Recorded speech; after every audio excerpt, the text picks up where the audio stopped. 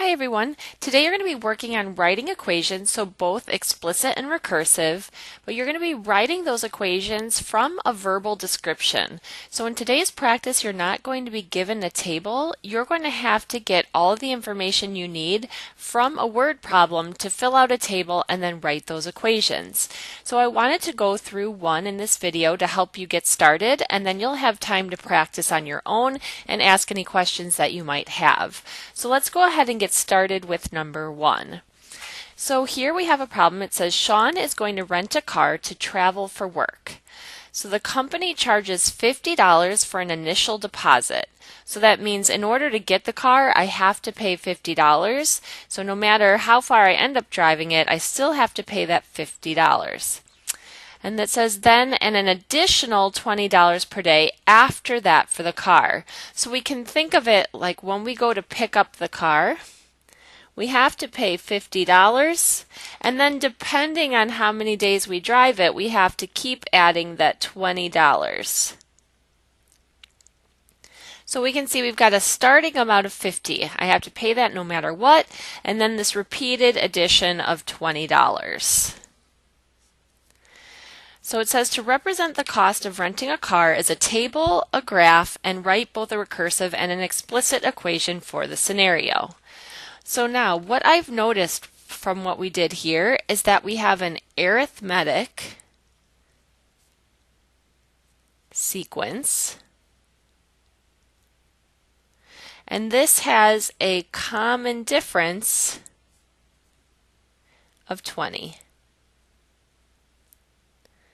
Again, it didn't ask for that, but I like to think through that first, so I've kind of got in my head what I'm working with. So let's look for our table. It looks like we're comparing two things.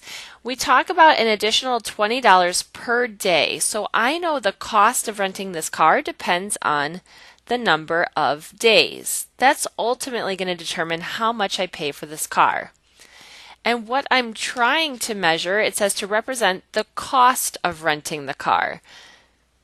So what I'm trying to measure is the cost. Now, when we're making the table, you have a choice most times of whether you're going to start at 0 or 1, but you just have to be careful that you fill it in correctly. So let's say I wanted to start on day 0.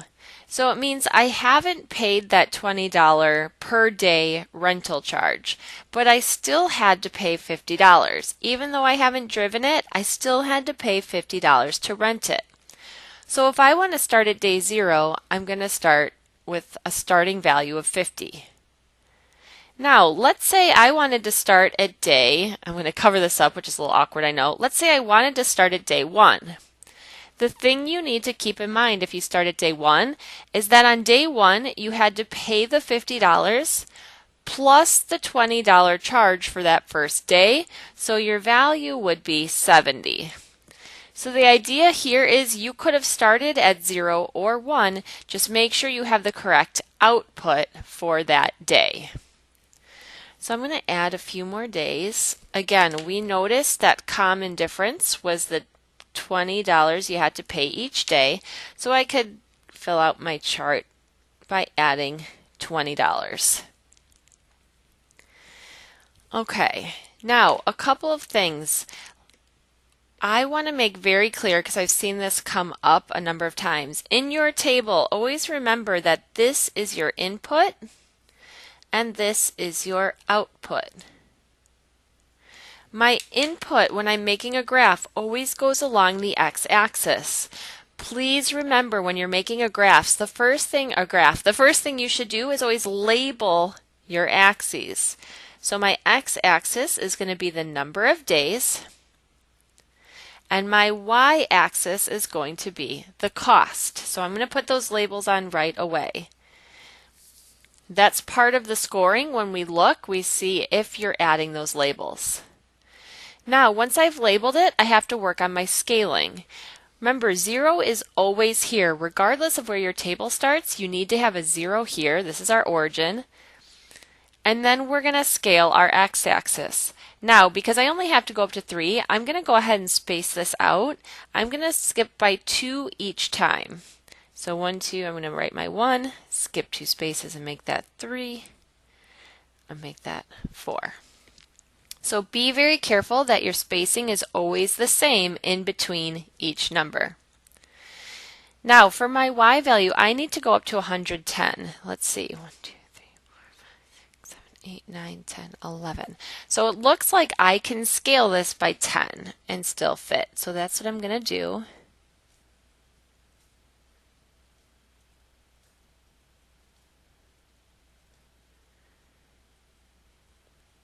Okay. So I've skipped by 10. Again, the spacing is the same. I skipped 10 each time, and now I'm going to plot my data. So 0, 50, 170, 290, and 3 is 110. So the graph looks as I expected it to. If it's arithmetic, I expected that it should lie along a line, or those points should lie along a line, and they do. And of course we're not connecting them because we don't know what happens in between these days. We only know the cost at the end of each day. Okay, now actually we already did this. We already determined that it's arithmetic. We know arithmetic sequences have a common difference, and that value was 20. So now let's look at our equations. For my recursive equation, let's go ahead and establish some variables. I'm going to call the cost C, and I'm going to call my number of days, my input, D. So that means my cost, that output, depends on an input of D. Notice my output is always on the outside of the parentheses. My input is always inside the parentheses. So for my recursive equation, I'm going to say C of D. The cost on any given day is equal to the cost the day before, and we note the day before by D minus 1, and then our common difference was plus 20. So whether you started at 0 or at 1, this piece of the recursive equation is going to be the same. Now, since I started at 0, my initial condition that I need is going to be C of 0 equals 50. If you had started your table at 1, your initial condition would be C of 1 equals 70. So again, that's a matter of how you set up your table. And either one would be correct. Now, for the explicit equation, right, we have this idea of breaking down the table. Some people don't need to do this anymore, and some people I think are still more comfortable finding the equation by breaking down the table. So we're going to do that quickly here. So here's the idea when we break down the table. I know my starting amount here was 50. So each time I had started with $50. Now, on day 1, I had the $50 I had to pay plus the $20 per day charge. On day 2, I have the $20 per day charge that I paid on day 1 plus another charge. And then on day 3, we keep up that pattern. Now I have 3 days of charges. So what we can realize is this is the same as saying 50 plus 20, and we added 20 3 times, which is the same as 20 times 3. Here I can rewrite that as 50. We still had to add 20, and I, in this case, added 20 2 times. That repeated addition shows up as multiplication. Here we add the 50, and we added the 20, but we had only added it 1 time. And lastly here we had our 50. We could think of adding by 20, but since it was day 1, we actually didn't add 20, so we added it 0 times. So now when I'm writing my explicit equation, I can see that my cost, no matter what day it was, always started with that initial charge of $50. I always added $20 some number of times, and when I look, I realize that the number of days each time is the same as the number of times I multiplied. On day 0, I multiplied by 20 0 times. On day 1, I multiplied 1 time. On day 2, I multiplied 2 times. And on day 3, I multiplied 3 times. That's why we can say, well, since this number is the same as the number of days, I'm going to use my variable d to represent that. And now I've got my explicit equation.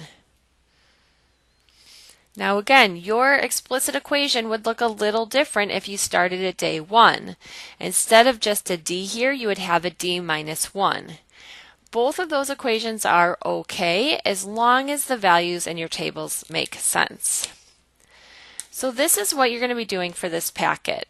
Now I want to flip over. If you look at number 2, you can still see you're required to make the table and the graph. Once you move on to 3, however, you're no longer required to make a table and a graph. But what I would say is if the table helps you to understand what's going on with the equation, go ahead and just make yourself a little table right here if you feel like you need to organize yourself. So in this case, we're talking about Sarah growing out her hair. Right now her hair is about 10 inches long, and she knows her hair grows about 1 inch every month. So we're writing an equation that models the length of her hair. So my output I know is the hair length, and it looks like how long it is depends on the number of months it's been growing. So if it helps you, go ahead and use this space to make a quick table, and then from that you can build your equations. All right, I'm going to give you the rest of the time to practice this, and of course, as you're working, please ask questions as you come across things that you're not sure of. All right, thank you for taking good detailed notes.